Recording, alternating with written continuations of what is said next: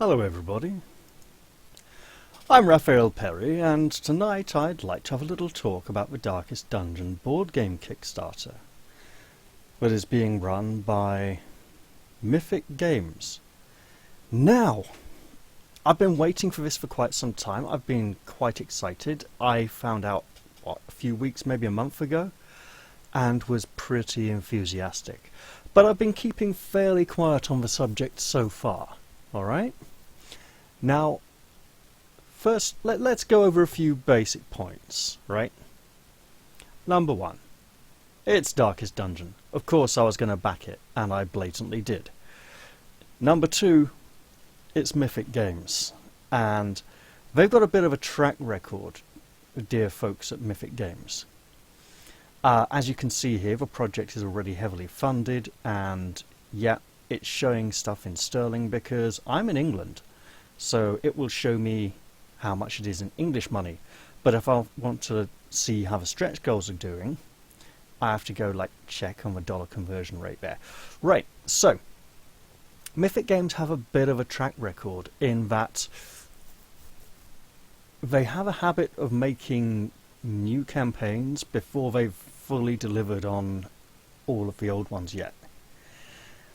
And they also have a bit of a reputation for producing rules that are, well, while initially written in French, the English translations aren't so great, and sometimes we have to wait for some errata, or in the case of one game, wait something like a year and a half for a completely new rulebook before the game becomes playable. So there are some issues. They do create beautiful components, lovely boards, gorgeous miniatures. The games looked great. They're not necessarily the easiest to play. That being said, if you're willing to put in a bit of effort and use the old noggin to interpret stuff, it should all be fine. Now, furthermore, they have a very nice comprehensive facts section here, including a big question here: what is the status of Mythic Games' other Kickstarter projects? And they go into a good amount of detail here, right? Super Fantasy Brawl is currently in fulfillment, and we expect to have it fully fulfilled before the end of this campaign. Solomon Kane Wave 1 is currently in print, and Wave 2 molds are in production. We expect Wave 1 to be fulfilled within the year. We expect Time of Legends, Joan of Arc 1.5 to begin printing this year too. That's the one where they had to literally... They did a campaign for a second edition, calling it 1.5, which fixed a lot of problems in the original game. Enchanters, East Quest, is currently in production and will also be delivered this year. There's not a lot of this year left. Steam Watchers has a delivery date of March 2021, and we have already started producing the molds for the game. Lastly, Hell, the Last Saga, is still in the development process, which is moving along smoothly, which means, obviously, it isn't going to come out until they've finished developing it. Now, this is honestly a lot more information and honesty than a lot of us Kickstarter backers who are familiar with their track record were expecting from them. Now, this could be because Red Hook Games could have said, hey, put this information up there for people to help them feel confident in backing. So, I don't feel too concerned. I mean, I expect the expected delivery date they've given is going to slide a bit, right? But it's nice to know that they are still trying to complete all their other projects. Now, another thing that was reassuringly surprising was the actual pledge level tiers. We got a basic $1 to get in for Pledge Manager, $100 to get the core box and core box stretch goals and Musketeer, and $150 to get the Crimson Court expansion as well. I was honestly expecting this to be a $200, $250 Kickstarter, and I'm pleasantly surprised. However, there are some things that are currently missing, which I imagine will be add-ons. The benefit of add-ons is I can wait for a pledge manager and just grab them all then. The Musketeer is free if we back the Kickstarter in the first 48 hours. It's currently been running for about 4 or 5 hours now. And after that, it's just like $15, you know, which is like about £10. So the game itself, there's the dreaded Shambler, and these I'm not so sure. There are some miniatures here for monsters I have not encountered yet because I haven't completed the computer game. Obviously, this Kickstarter project means I will blatantly be doing a new episode of the Brexit Estate sometime soon, probably with news about foreign businessmen and investors visiting the Hamlet and being interested in putting money in to help defeat the various stretch goal monsters, very stretchy monsters that need to be ironed out and flattened so they don't keep flip-flopping around. So what have we got here? We've only got 8 heroes. We don't have all 15 core heroes.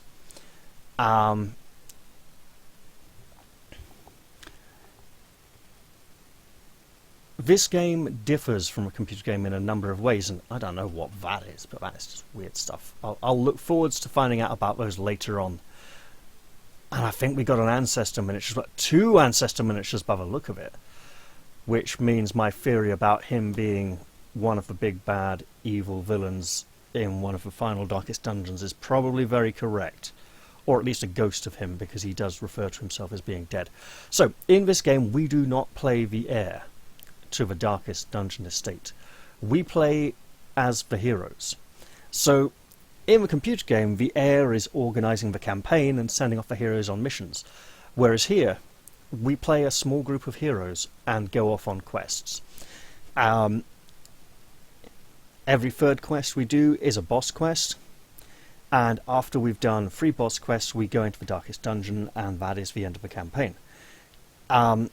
It's intended to be a game you could play in one sitting, like in a big all-day session, or there's like ways of recording information, like character sheets you can write on or something, so that you can break it down into sessions and play it as a campaign game over the course of a few weeks or a month or 2 if you want, you know, whatever your group's comfortable with.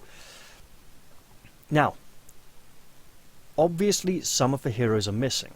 You know, I'm seeing the Crusader, the Vestal, the Plague Doctor, the Jester, the Hellion, Arbalist, Bounty Hunter, and Highwayman. So I'm not seeing the Grave Robber, the Man-at-Arms, the Antiquarian, the Occultist, right? So that's at least 4. Yeah, so there's more heroes who should be added. Looks like heroes are grey, monsters are red. I'm seeing lots of cultists and eldritch horrors. I'm seeing the Necromancer, you know, seeing bosses. These, I think I've encountered these maybe once.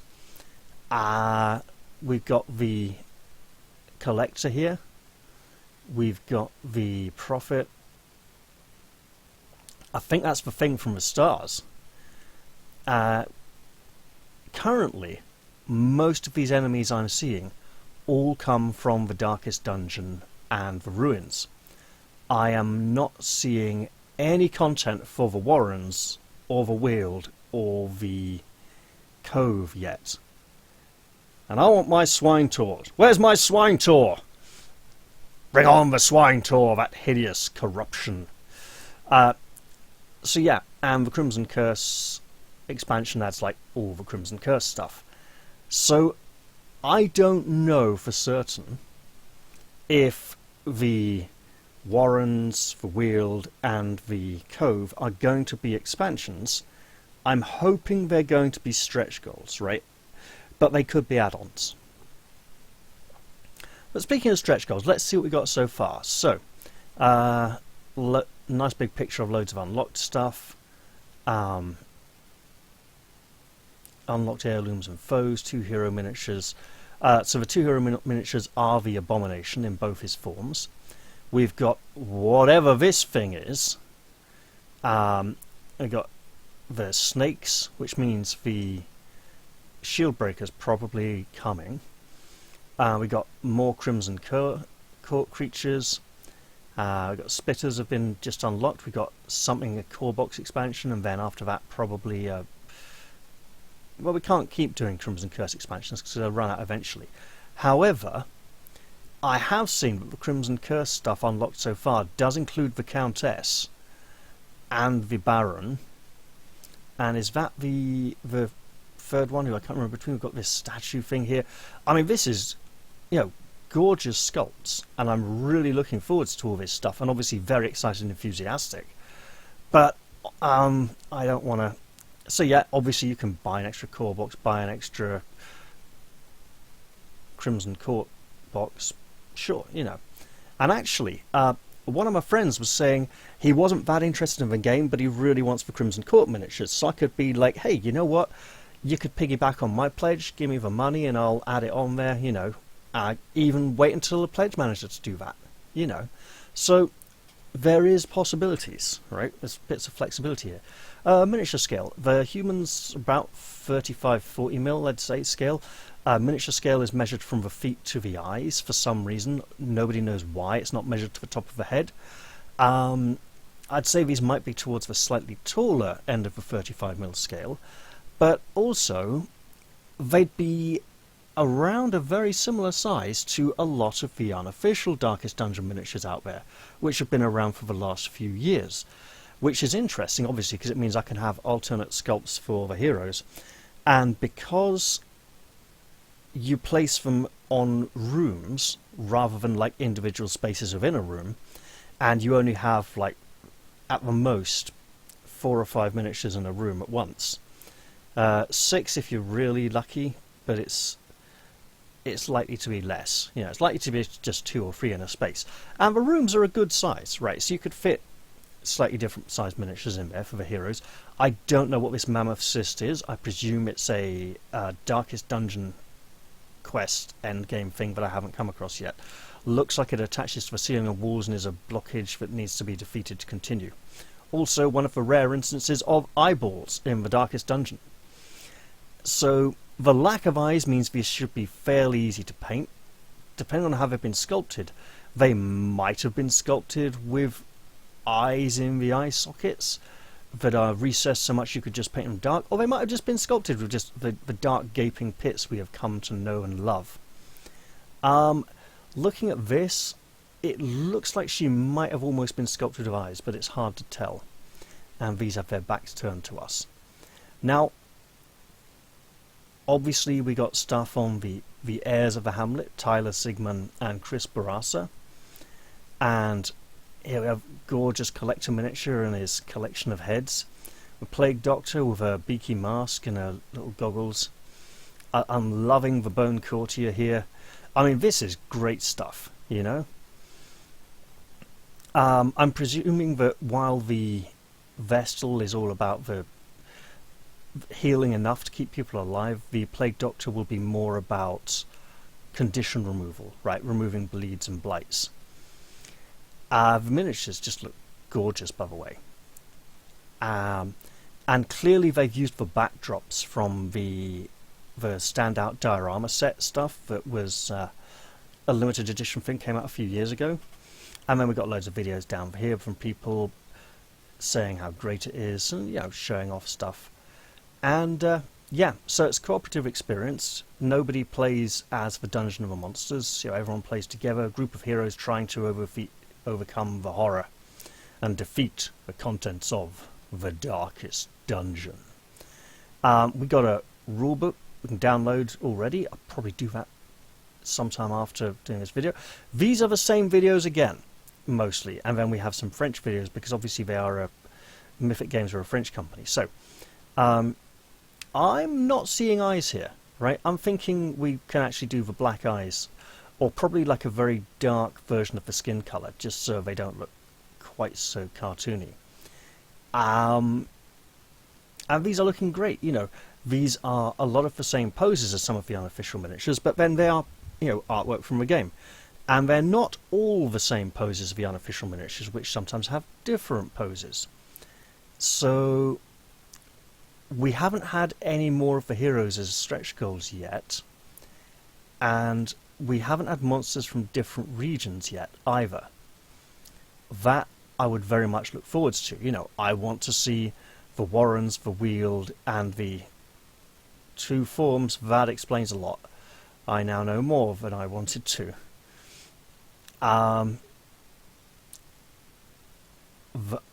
It's not the thing from the stars. It's something called the Heart of Darkness, which apparently is something to do with one of the Darkest Dungeon quests. We get lots of room tiles with big ass sections. Dice. I don't know if there'll be an option to obtain extra dice. 16 provision dice is a lot. 4d10. I don't think players need to roll more than 1d10 at any given time. So I think it's literally, as it's a 4-player game, it's like 4 provision dice each and a d10 each. 8 exploration dice, you get 2 each. Death's Door dice, 1 for each player. Rulebook. 16 hero stat boards, 2 per hero. Yeah, so you get the low-level version of a high-level version because heroes do level up, and they get their skills, they can level up their skills. We get a nice little board for the Hamlet. Dungeon generation cards, diseases, positive quirks and negative quirks, of course, absolutely. Initiative cards, trinkets, odds and ends, various assorted bric-a-brac. Virtues and afflictions. That's not a lot of virtues and afflictions. That's really not. I hope we get more virtues and afflictions. 160 skills. That's, again, what, about 20 per character? No, it's about 20 per character, but then if that's a high and low level version of a skill, you could have like 5 skills for a hero with 4 different levels of the skill, spread across 2 cards. We get our Hamlet event and Curios room. So rooms are for Hamlet events, stuff that happens in the Hamlet. Curios are curios, things you find in the dungeon, interact with or not, as the case may be. And rooms are for generating rooms of a dungeon. The boss cards have an event that occurs in town. So you know how with Crimson Court, anything you if you don't go deal with it, then it has an effect on the town, right? Because the flies and the buzzing from the courtyard annoys the townspeople, and they come in and they feed on people, and stuff just gets awkward and difficult, and that just generally doesn't get done. So, like, if you had the Prophet as a boss, then maybe people in town would start getting a bit of extra stress every week, or not be so good at removing stress. And that effect is in play until that boss is defeated. So you know which boss you'll be going up against in a few quests' time.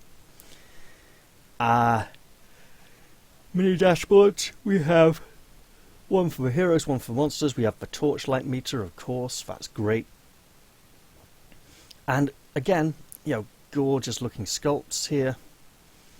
I'm really excited about this, and I should actually probably go and record some other things now, because it's gone midnight.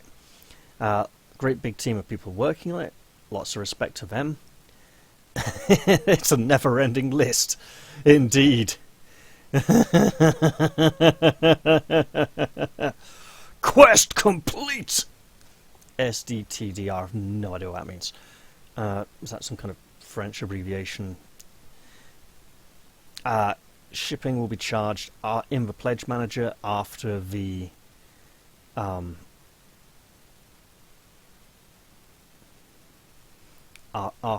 campaign is finished.